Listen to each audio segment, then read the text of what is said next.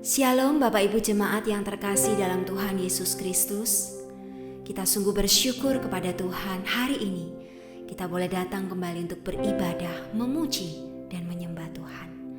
Mari kita bangkit berdiri bersama, kita siapkan hati dan pikiran kita. Tuhan berada di bait suci-Nya.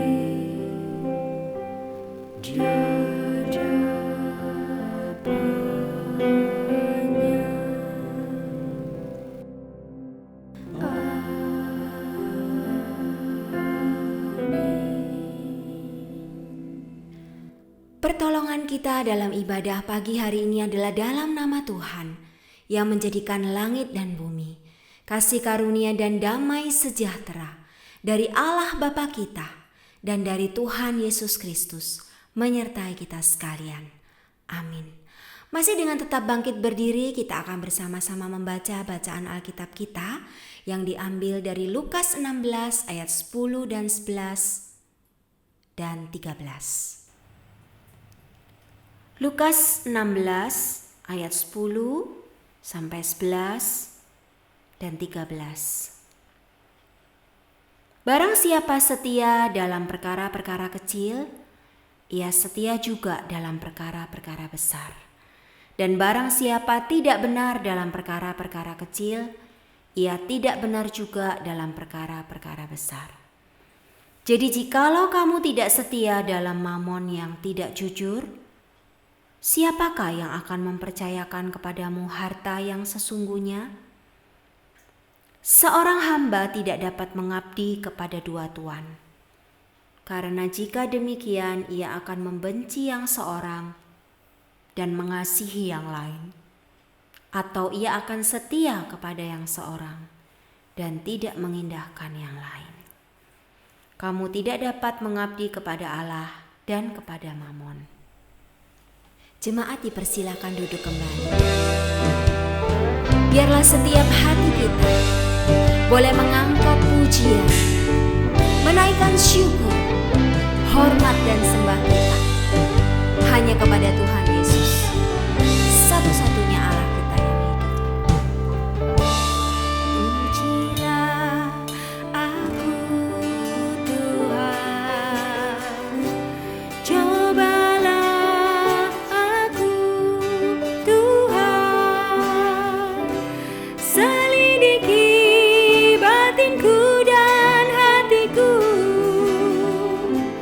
mataku tertuju padamu. Aku cinta padamu Tuhan, aku rindu hadiratmu Tuhan, aku ingin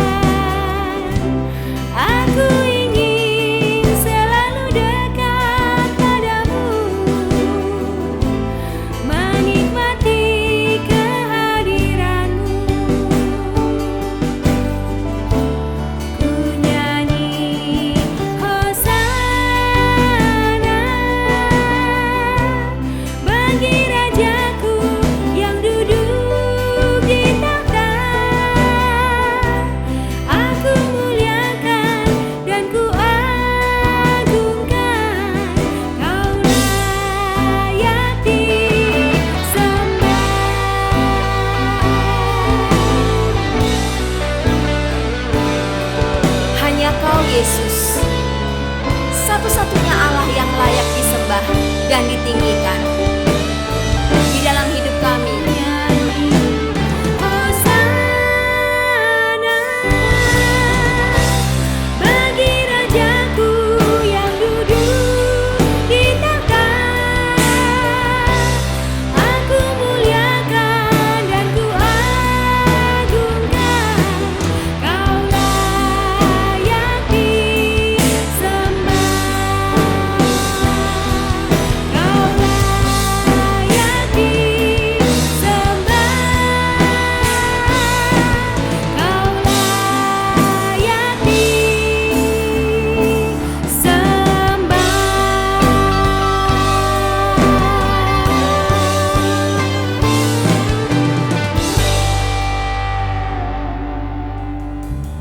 Mari kita berdoa.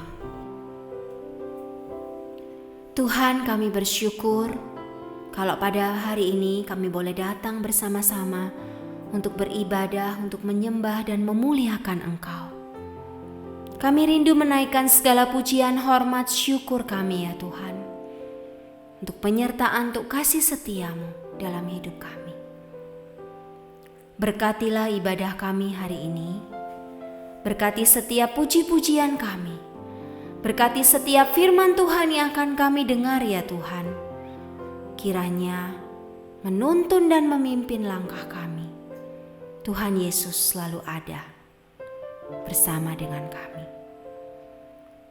Pakailah hidup kami untuk menjadi saluran berkat untuk kemuliaan nama-Mu. Ampunilah akan semua dosa dan kesalahan kami ya Bapa.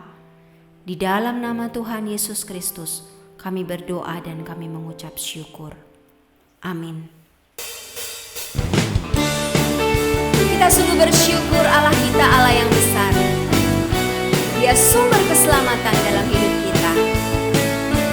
Besar dari yang kuharapkan, bukti dari segala yang tak kulihat. Iman berikanku kekuatan untuk melakukan perkara yang hebat. Bersama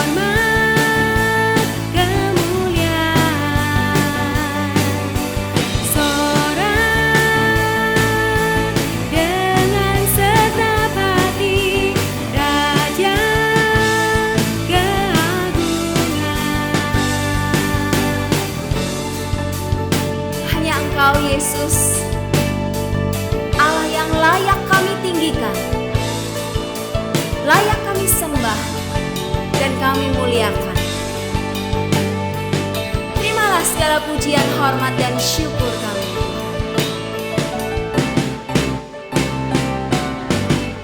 Allah Yesus Kristus Tuhan yang layak ditinggikan. Mari sama-sama pujikan. Tinggi namamu dipuji, hormat kemuliaan, sorak dengan segenap hati, Raja keagungan. Tinggi namamu dipuji, hormat kemuliaan, sorak dengan segenap hati, Raja keagungan, Raja keagungan, Raja keagungan.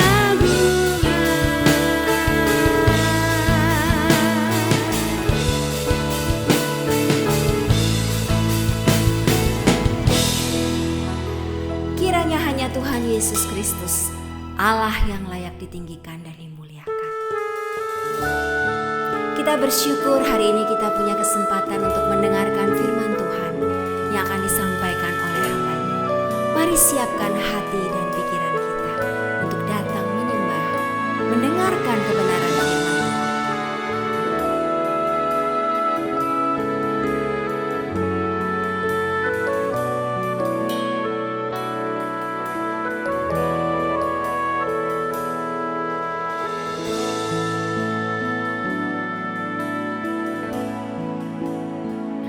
Di hatimu terukir namaku, di watamu terlukis wajahku, bukan karena kuat gagahku, namun hanya karena kemurahan-Mu. Meski terkadang aku terjatuh, tak pernah lelah Kau hampiriku.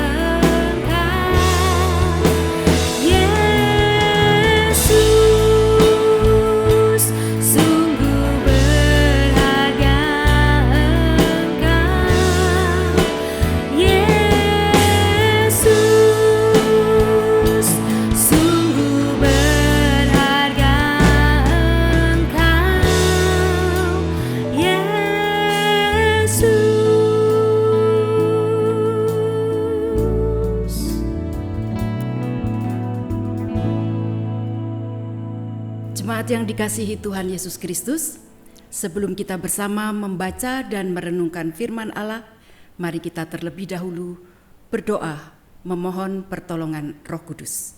Mari kita berdoa. Bapa yang baik, kami bersyukur untuk saat ini, sekalipun kami masih beribadah secara daring, kami masih mempunyai kesempatan untuk bersekutu, untuk mendengarkan firman-Mu, untuk memuji nama-Mu. Karena itu secara khusus kami berdoa, memohon pertolongan Roh Kudus, supaya di dalam pertolongannya itulah kami dapat menikmati firman Tuhan, melihat mengaitnya dengan hidup kami, dan kami memiliki hati yang rindu untuk melakukannya. Kami bersama berdoa Engkau menolong hamba-Mu secara khusus, supaya di dalam segala keterbatasannya, ia dapat melakukan apa yang Tuhan percayakan. Di dalam nama Tuhan Yesus Kristus, kami berdoa. Amin. Hari ini kita bersama akan membaca dan merenungkan firman Tuhan dari surat Filipi pasal yang kedua, ayat 19 sampai dengan 30. Filipi pasal 2 ayat 19 sampai 30. Saya akan membacakannya untuk kita. Tetapi dalam Tuhan Yesus, kuharap segera mengirimkan Timotius kepadamu, supaya tenang juga hatiku oleh kabar tentang hal ikhwalmu. Karena tak ada seorang padaku yang sehati dan sepikir dengan aku, dan yang begitu bersungguh-sungguh memperhatikan kepentinganmu. Sebab semuanya mencari kepentingannya sendiri, bukan kepentingan Kristus. Kamu tahu bahwa kesetiaannya telah teruji, dan bahwa ia telah menolong aku dalam pelayanan Injil, sama seperti seorang anak menolong bapaknya. Dialah yang kuharap untuk kukirim dengan segera, sesudah jelas bagiku bagaimana jalannya perkaraku. Tetapi dalam Tuhan aku percaya bahwa aku sendiri pun akan segera datang. Sementara itu kuanggap perlu mengirimkan Epafroditus kepadamu, yaitu saudaraku dan teman sekerja, serta teman seperjuanganku yang kamu utus untuk melayani aku dalam keperluanku. Karena ia sangat rindu kepada kamu sekalian dan susah juga hatinya, sebab kamu mendengar bahwa ia sakit. Memang benar ia sakit dan nyaris mati, tetapi Allah mengasihani dia, dan bukan hanya dia, melainkan aku juga, supaya duka citaku jangan bertambah-tambah. Itulah sebabnya aku lebih cepat mengirimkan dia, supaya bila kamu melihat dia, kamu dapat bersukacita pula dan berkurang duka citaku. Jadi, sambutlah dia dalam Tuhan dengan segala sukacita, dan hormatilah orang-orang seperti dia. Sebab oleh karena pekerjaan Kristus, ia nyaris mati dan ia mempertaruhkan jiwanya untuk memenuhi apa yang masih kurang dalam pelayananmu kepadaku. Demikianlah pembacaan firman Tuhan. Jemaat yang dikasihi Tuhan, tema yang diberikan dalam perenungan kita hari ini adalah rekan kerja yang dapat dipercaya. Bagi saya secara pribadi, tema ini menarik dan mengajak untuk memikirkan sesungguhnya apa yang kita bisa pelajari tentang hubungan-hubungan pelayanan dan apa yang dimaksud dengan yang dapat dipercaya. Jika memperhatikan ayat-ayat yang tadi sudah saya bacakan, kita bertemu memang dengan orang-orang yang bekerja sama di dalam pelayanan. Kita melihat ada Timotius dan Epafroditus, dua nama yang disebut secara jelas. Lalu ada seorang yang disebut dengan kata ganti aku. Berulang muncul kata itu aku, dan aku. Kalau kita memperhatikan ayat-ayat sebelumnya, kita menemukan bahwa yang dimaksud dalam hal ini adalah Rasul Paulus. Jadi rekan kerja yang muncul di dalam pembacaan kita adalah Rasul Paulus, Timotius, dan Epafroditus. Tetapi ternyata bukan hanya dengan orang-orang kerja sama pelayanan itu terjalin.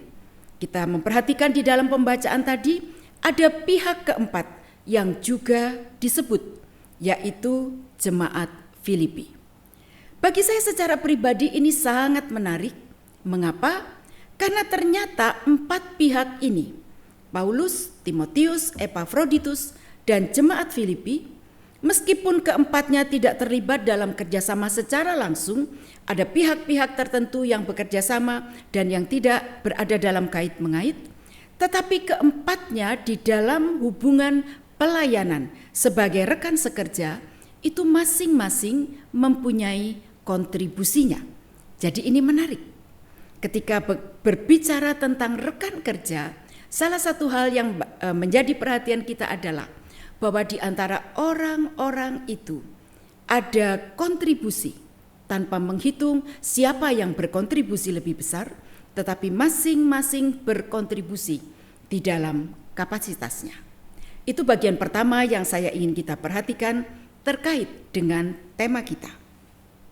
Lalu kata-kata selanjutnya di dalam tema kita, yang dapat dipercaya. Jika kita menyimak ayat 19 sampai 30, kata itu tidak muncul di dalam pembacaan kita. Tidak sekalipun digunakan kata-kata tentang rekan-rekan kerja itu sebagai orang yang dapat dipercaya. Tetapi ketika kita memperhatikan dengan lebih cermat hal-hal yang tersurat di dalam bacaan kita menemukan bahwa orang-orang yang bekerja sama di dalam pelayanan itu adalah orang-orang yang dapat dipercaya dalam arti setiap pihak mengambil peran memberi dukungan kepada yang lain. Jadi kata-kata yang dapat dipercaya itu harus dimaknai dalam pengertian bahwa kehadirannya menunjuk kepada kemauan, keputusan, dan juga tindakan menempatkan, memperhatikan kepentingan orang lain di atas kepentingannya sendiri. Nah, dengan pemahaman terhadap tema tersebut, mari sekarang kita melihat kerjasama yang terdapat di antara Paulus, Timotius, dan jemaat Filipi. Kita melihatnya dulu apa yang terjadi dalam kerekanan pelayanan antara Paulus dan Timotius. Jemaat yang dikasihi Tuhan, Paulus itu 25 tahun lebih tua dari Timotius.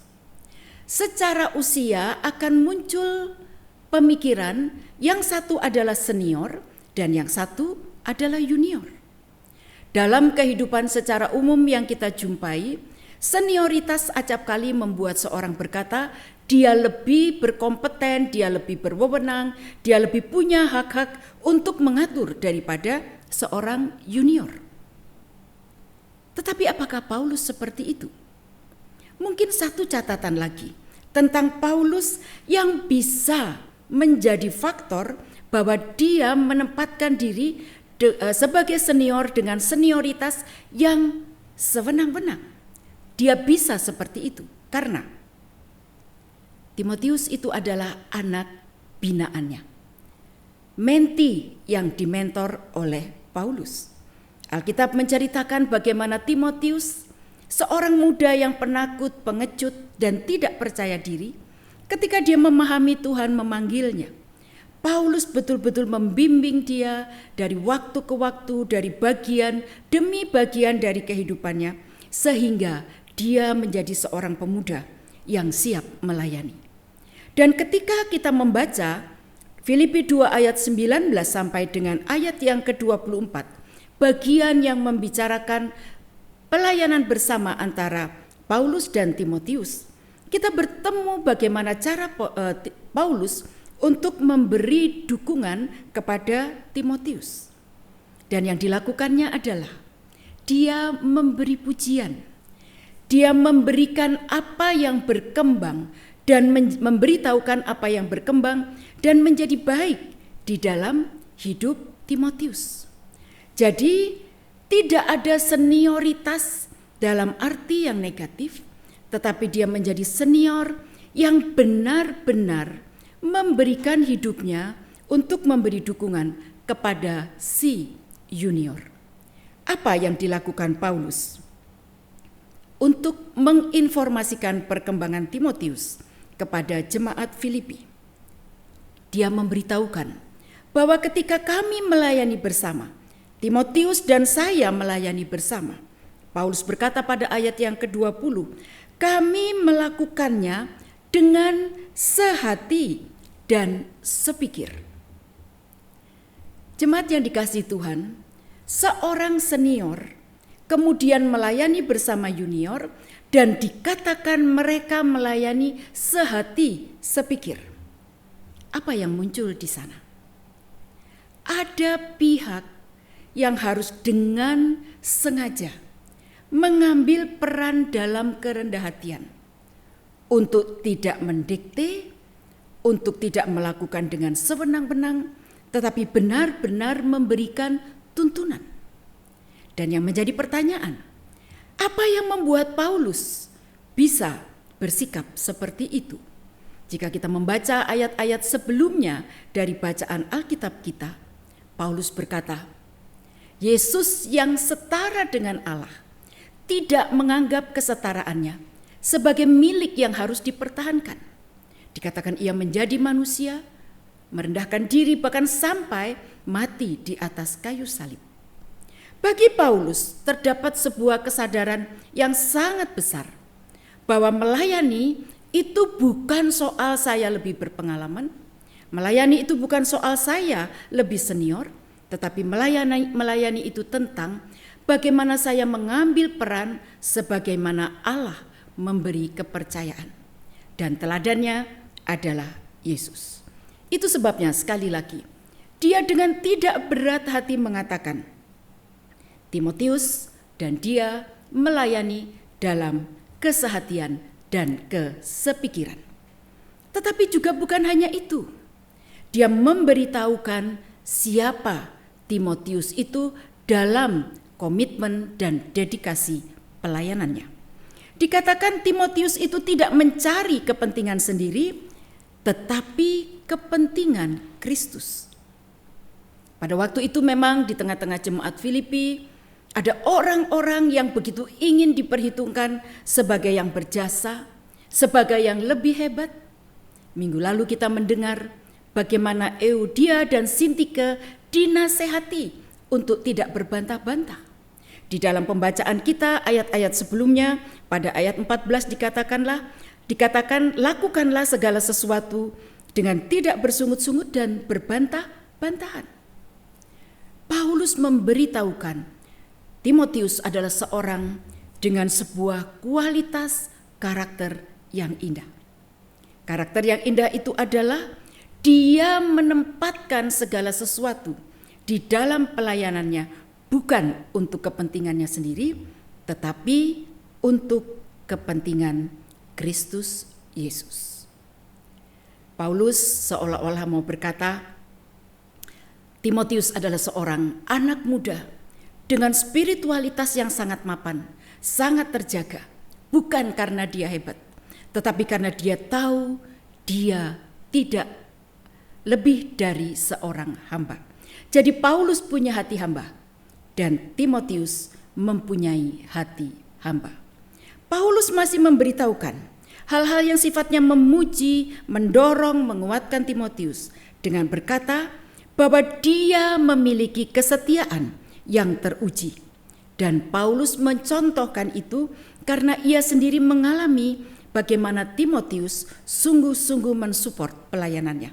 Dikatakan ia telah menolong aku dalam pelayanan Injil sama seperti seorang anak menolong bapaknya. Kalimat ini membuat saya berpikir, sebagai anak muda, Timotius itu tidak memberi kesan dia punya celah, ambisius. Dia ingin menggeser senior, dia ingin dianggap punya kontribusi yang harus diperhitungkan? Tidak. Bagi dia, pelayanan adalah tentang Kristus, memikirkan apa yang Tuhan kehendaki di dalam hidupnya. Dalam bahasa sekarang, Timotius itu menempatkan Tuhan sebagai Tuhan. Dia tidak lebih dari seorang hamba. Ini yang kita lihat dari kerekanan pelayanan antara Paulus dan Timotius. Ada andil besar pada Paulus dengan kerendahan hatian. Ia bercermin kepada Kristus yang merendahkan diri sampai mati di kayu salib. Dan kita melihat hal itu berdampak kepada Timotius. Dia paham bahwa melayani adalah tentang Tuhan dan bukan tentang saya. Dengan kesadaran-kesadaran yang indah di dalam kepribadian Timotius itulah Paulus berkata kepada jemaat Filipi bahwa dia akan segera mengirim Timotius kepada mereka. Jemaat Filipi memang pada waktu itu sedang bermasalah. Ya, ada orang seperti Euodia dan Sintike yang berbantah-bantah, yang cekcok, berbeda pendapat. Tetapi di dalam ayat 14 disebutkan mereka bersungut-sungut dan berbantah-bantah. Bapak Ibu Saudara, bagi Paulus ketika dia merelakan Timotius untuk kembali ke Filipi dan menggembalakan jemaat itu bukan sebuah keputusan yang mudah. Paulus tidak sedang menginap di sebuah hotel yang nyaman dengan banyak orang yang menyertai dia. Tetapi dia di dalam bui, dia di dalam penjara dengan tidak banyak orang yang mempedulikan dia. Dari semuanya yang terdekat adalah Timotius. Dan kalau Timotius dikirim demi kepentingan jemaat Filipi, maka itu berarti Paulus akan kesepian. Paulus akan kehilangan seseorang yang begitu penting di dalam hidupnya. Memikirkan itu saya ingat atau teringat tepatnya dengan seorang bapak yang bernama Basuki Cahaya Purnama, populer dipanggil Ahok. Saya ingat ketika pada suatu hari beliau bercerita tentang masa tahanannya. Dikatakan 1 bulan pertama saya di penjara, mau gila rasanya. Karena orang yang biasa beraktivitas, berinteraksi dengan orang lain, berpikir banyak dan melakukan berbagai kegiatan, sekarang terkurung dalam sepetak ruangan. Kalau kita membaca dia menulis beberapa kitab, mungkin tangannya tidak diborgol atau tidak selalu diborgol. Mungkin kakinya diborgol. Kita tidak mendapat penjelasan kondisi penahanan Paulus di dalam penjara Roma. Tetapi kita melihat Paulus menaruh kepentingan, kebutuhan jemaat Filipi lebih tinggi dari kepentingan pribadinya. Bahwa memperhatikan kepentingan orang lain lebih dari kepentingan sendiri. Dari contoh relasi kerja pelayanan antara Paulus dan Timotius dan jemaat Filipi, kita melihat betapa Paulus bersungguh-sungguh menempatkan kepentingan Timotius untuk dapat bersemangat sebagai anak muda yang melayani Tuhan. Bagaimana dia menempatkan kepentingan jemaat Filipi untuk mereka dapat bertumbuh sebagai jemaat yang sehat di atas kepentingannya sendiri.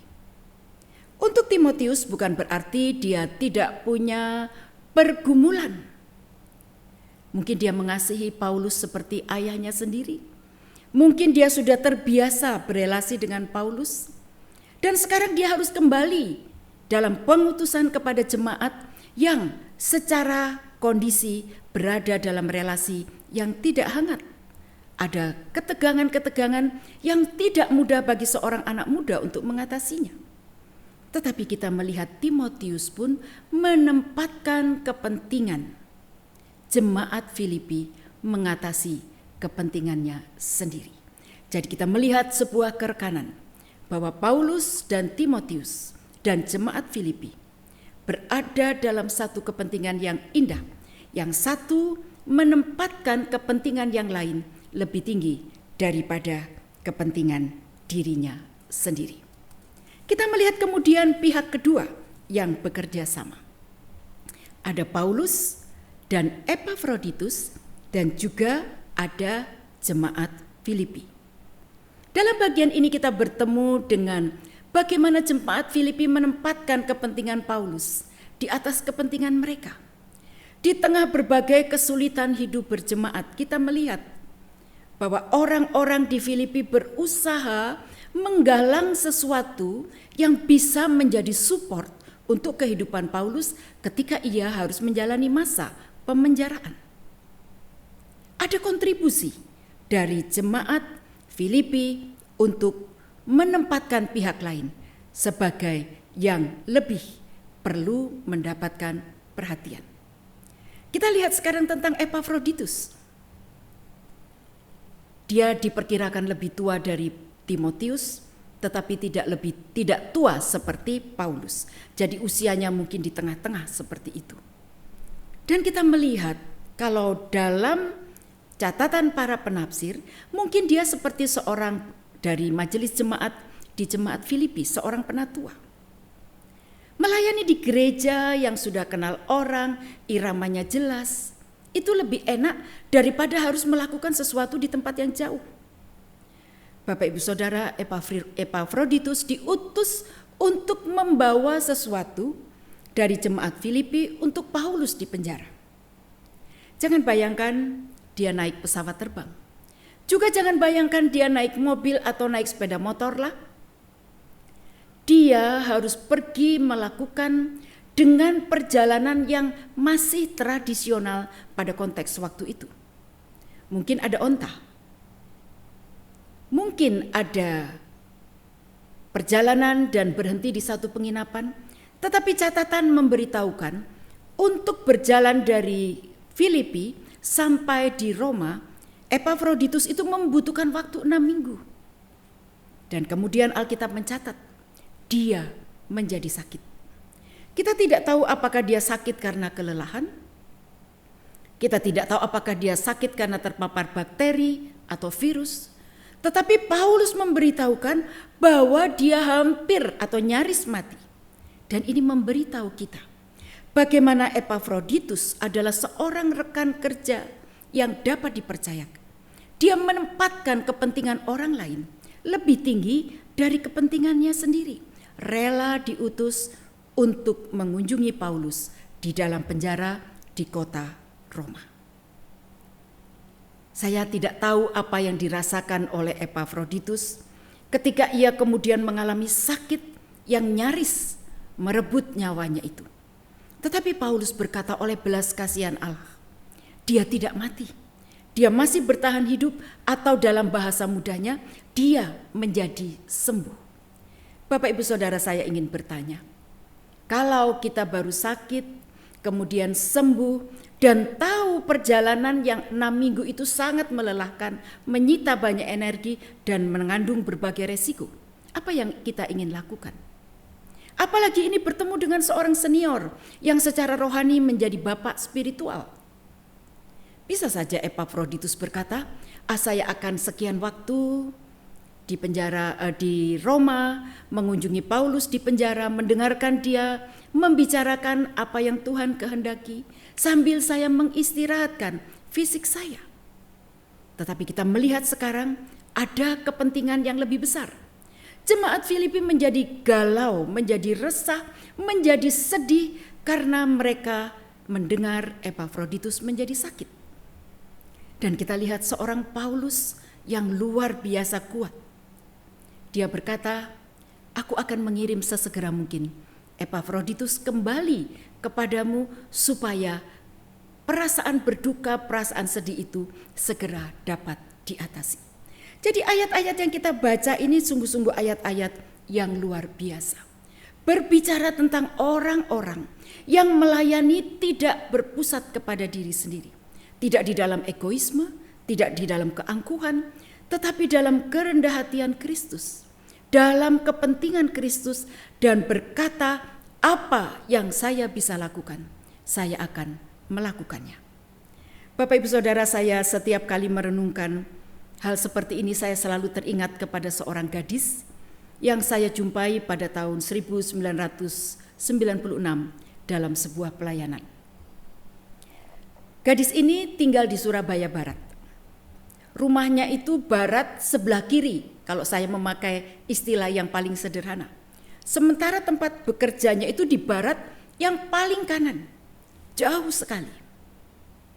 Dia pergi pulang itu memakai jemputan mobil kantor pada titik tertentu, dia harus turun dan dia harus berganti dengan menumpang angkot, tidak sekali dua kali. Tetapi pada suatu hari dia menyadari bahwa hidupnya akan menemukan maknanya jika dia melakukan apa yang Tuhan mau. Dan dia tahu hatinya acap kali tergetar setiap kali melihat pelayanan anak. Dan dia kemudian berkata, "Bu, bolehkah saya join dalam pelayanan anak?" Ada pembicaraan panjang lebar terkait dengan bagaimana kesiapan, kesediaan membangun komitmen, dan hal-hal lain yang dibutuhkan. Dan salah satu yang tidak mudah adalah bahwa dia harus mengikuti persiapan pelayanan anak 1 minggu 1 kali, bertugas atau tidak bertugas. Nah, itu berarti jika dia mengambil pelayanan itu, maka dia harus pulang dari kantornya itu segera setelah kantor tutup, yaitu jam 4 sore. Padahal hari persiapan pelayanan itu hari ada yang acap kali ada lembur yang panjang yang menambahi pendapatannya. Tetapi dia berkata kepada Tuhan, "Saya berjanji, saya tidak akan mengambil lembur itu." Dan dia berjanji, "Saya akan mengupayakan perjalanan sendiri." Karena teman-teman yang lain belum pulang, dia harus melakukan perjalanan itu dengan upayanya sendiri sampai tiba di gereja untuk mengikuti persiapan. Setelah setengah tahun berlalu, saya tanya dia, "Bagaimana perasaanmu ketika kesempatan lembur mendapatkan uang yang banyak itu tidak kamu ambil dan kamu keluar uang untuk kebutuhan transportasimu?" Dia berkata, "Ada kepentingan yang lebih besar, yaitu panggilan Tuhan. Saya mau menghidupi panggilan itu. Saya tidak kehilangan apa-apa. Saya tidak harus menjadi seperti orang lain yang memakai uang secara maksimal untuk kepentingan dan penampilan sendiri." Gadis muda itu dengan rela berkata, "Saya mau menaruh kepentingan yang Tuhan percayakan dalam hidup saya sebagai yang lebih tinggi dari kepentingan saya pribadi." Jadi Bapak Ibu Saudara, kalau kita memperhatikan tema kita hari ini, hal yang diajarkan kepada kita sebagai sebuah kebenaran adalah bahwa untuk menjadi rekan kerja yang dapat dipercaya, hal besar yang kita butuhkan adalah memiliki pemikiran Kristus yang bersedia merendahkan diri demi karyanya itu berdampak bagi banyak orang. Di dalam hidup pelayanan kita juga membutuhkan hal seperti itu di dalam berkarya. Saya tidak tahu, saya sempat melihat video sekolah minggu GKA Agape. Saya tidak tahu apa yang Bapak, Ibu, Saudara rasakan ketika harus berproses melalui cara-cara pelayanan yang tidak seperti sebelumnya. Saya ingat pertama kali saya harus melakukan rekaman khotbah. Itu saya merasa aneh sekali karena tidak ada orang harus menghadap kamera. Beberapa guru sekolah minggu berkata, "Aneh ya Bu, harus pelayanan menghadap kamera, tidak ada orang atau hanya ada beberapa orang." Dibutuhkan satu kemauan untuk beradaptasi. Kalau kita menghitung emosi kita akan berkata, "Saya lelah, saya tidak kuat, saya bosan," dan sebagainya. Tetapi ketika kita tahu pelayanan yang Tuhan percayakan kepada kita adalah sebuah kepentingan yang lebih tinggi, karena Allah mau memakai hidup kita untuk memberkati orang lain. Kita bisa belajar dari Yesus dalam kerendahan-hatiannya. Kita bisa belajar dari Paulus dalam kerendahan-hatiannya. Kita bisa belajar dari Epafroditus dan Timotius, orang-orang yang lebih muda dalam kerendahan-hatiannya. Berkata kepada Tuhan, "Saya mau untuk melakukan apa yang Tuhan mau di dalam hidup saya." Dan mereka melakukannya dengan setia. Bapak Ibu Saudara, menjadi pertanyaan bagi kita sekarang. Apa yang harus kita lakukan supaya kita tetap setiawan menjadi rekan kerja yang dapat dipercaya Kita tetap setiawan melayani sebagaimana Tuhan memanggil kita. Izinkan saya mengajak kita sekalian kembali mengingat satu hal penting, bahwa kekuatan besar di dalam hidup kita untuk melayani Tuhan tidak lain dan tidak bukan adalah jika kita hidup dalam relasi dengan Dia. Kita hidup di dalam sebuah kebergantungan kepada Tuhan. Sebagai orang yang sudah tua, yang sudah emeritus, saya tahu banyak kali masa menjadi lelah, masa menjadi rasa tidak berdaya. Tetapi saya juga tahu dan percaya dan mengalami bahwa ketika kita kembali kepada Tuhan dan berkata, Tuhan kuatkan saya, Tuhan mampukan saya, maka ketika pola pelayanan tidak lagi seperti yang sangat lazim dalam hidup kita sebelumnya, kita dapat berkata, Tuhan, saya tetap mau bersungguh-sungguh mengerjakannya. Saya bayangkan pelayanan diakonia mungkin tidak lagi bisa berkumpul, menyapa, melakukan sesuatu, membagikan sesuatu kepada orang-orang yang membutuhkan. Mungkin sesuatu yang sangat berjarak bahkan dilakukan secara virtual. Tetapi kita tetap bisa melakukan dengan hati, dengan kasih. Kita tetap bisa berdoa dan berkata, Tuhan berkatilah setiap pelayanan yang saya kerjakan. Kita masing-masing ada porsi yang Tuhan percayakan untuk melayani Tuhan, menjadi rekan sekerja bagi orang yang lain. Dan ketika kita menempatkan kepentingan pihak lain lebih utama, kita akan tahu bahwa Tuhan akan bersukacita atas keputusan kita untuk menjadi hamba yang taat dan setia. Tuhan memberkati kita. Amin. Mari kita berdoa.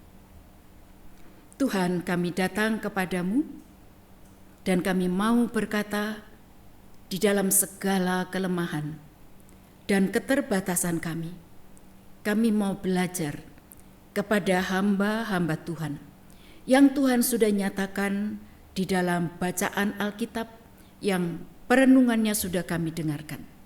Kami ingin menjadi seorang yang dapat dipercaya karena kami berkomitmen atas pelayanan kami dan menempatkan pihak-pihak lain dalam kepentingan yang lebih utama dari kepentingan kami sendiri.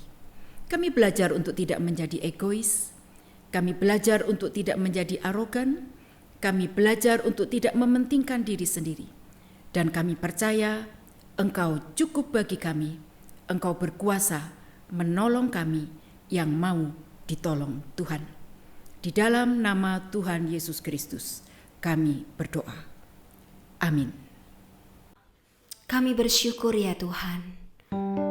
Berkat Tuhan selalu ada dan selalu nyata dalam kehidupan kami.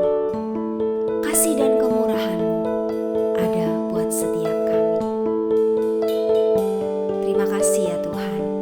Kami sekali lagi dan selalu bersyukur atas berkat kemurahan-Mu dalam hidup kami. Kau hiasi kehidupanku dengan kemurahan-Mu. Kau rencangkan masa depanku penuh dengan harapan.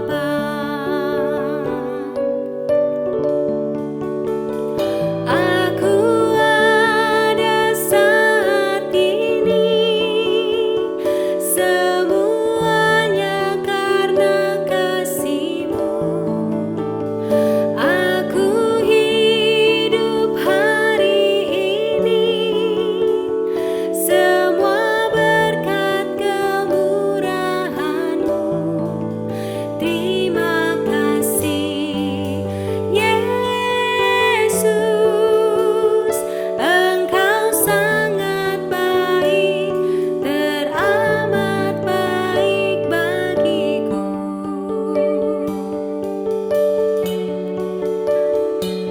Kami bersyukur ya Tuhan untuk segala berkat-Mu dalam hidup kami. Kau hiasi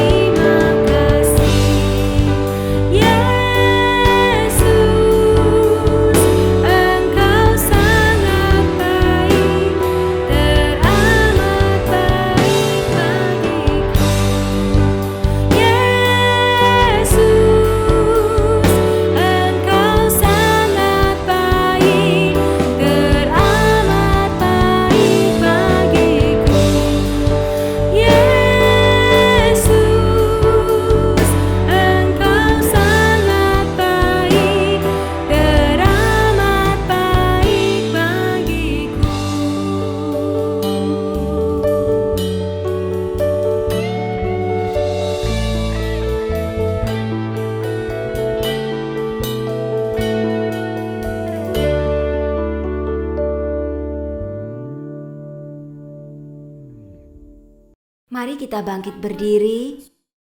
Bersama dengan seluruh umat Tuhan di muka bumi, kita akan mengaku pengakuan iman rasuli. Pengakuan iman rasuli.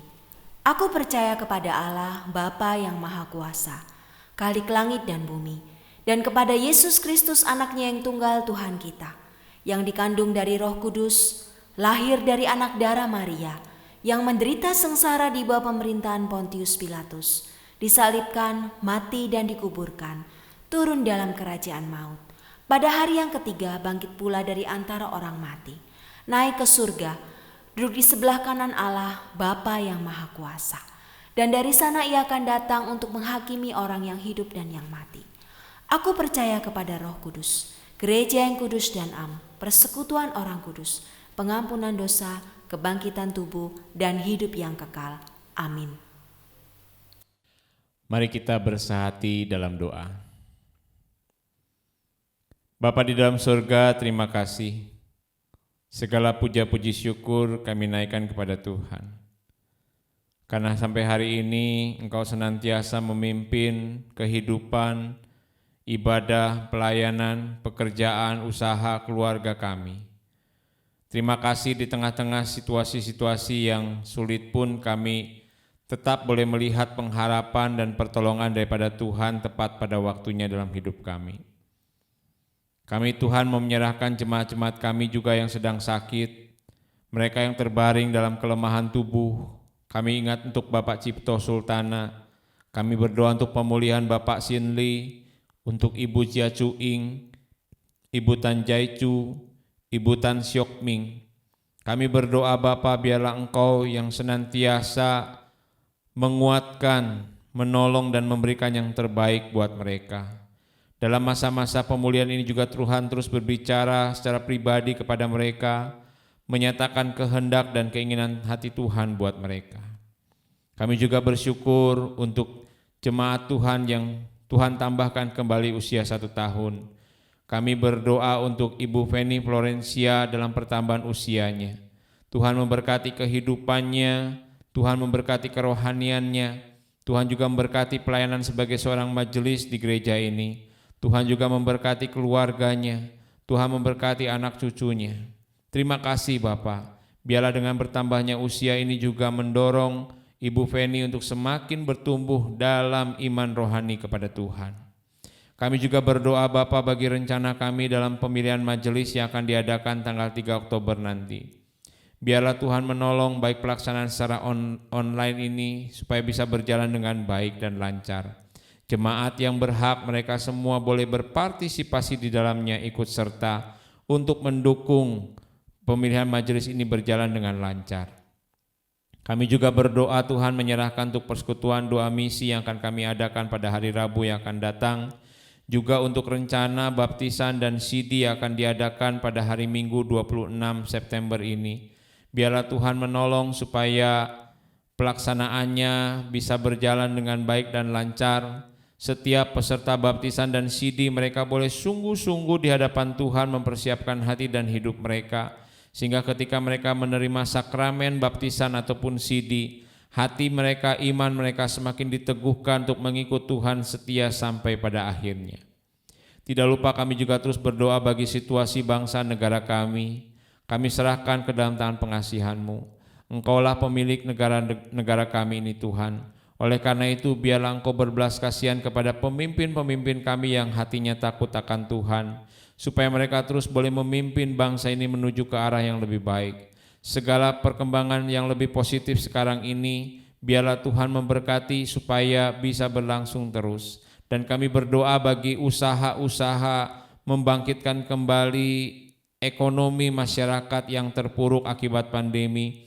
Biarlah Tuhan juga turut bekerja di dalam segala sesuatunya. Setiap rancangan-rancangan program-program pemerintah yang ada disalurkan kepada rakyat boleh mendukung untuk terlaksananya pemulihan ekonomi ini.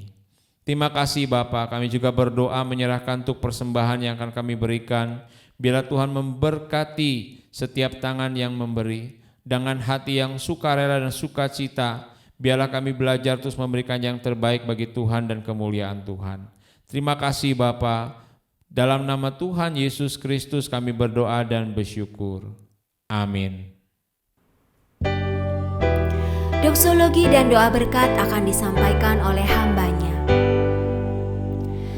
Pujilah Bapa Putra, pujilah Rohul Kudus, ketiganya yang esa.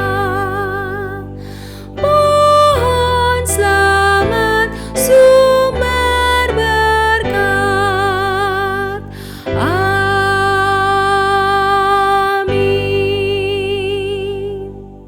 Jemaat yang dikasihi Tuhan, kita telah tiba pada akhir ibadah kita. Mari kita mengingat nasihat firman Tuhan untuk terus hidup sebagai pribadi yang dapat dipercaya, menjadi rekan sekerja yang dapat dipercaya bagi kemuliaan nama Tuhan. Untuk itu sekarang terimalah berkat Tuhan. Tuhan memberkati engkau dan melindungi engkau. Tuhan menyinari engkau dengan wajah-Nya dan memberi engkau kasih karunia. Tuhan menghadapkan wajah-Nya kepadamu dan memberi engkau damai sejahtera. Amin. Amin.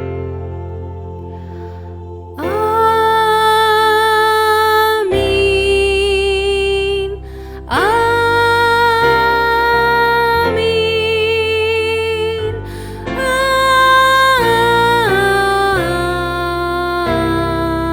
Amin. Amin. Saat teduh, silakan duduk. Kebaktian selesai. Sampai berjumpa di ibadah minggu depan. Kiranya Tuhan Yesus selalu menganugerahkan kesehatan, kekuatan, dan damai sejahtera buat Bapak Ibu jemaat sekalian.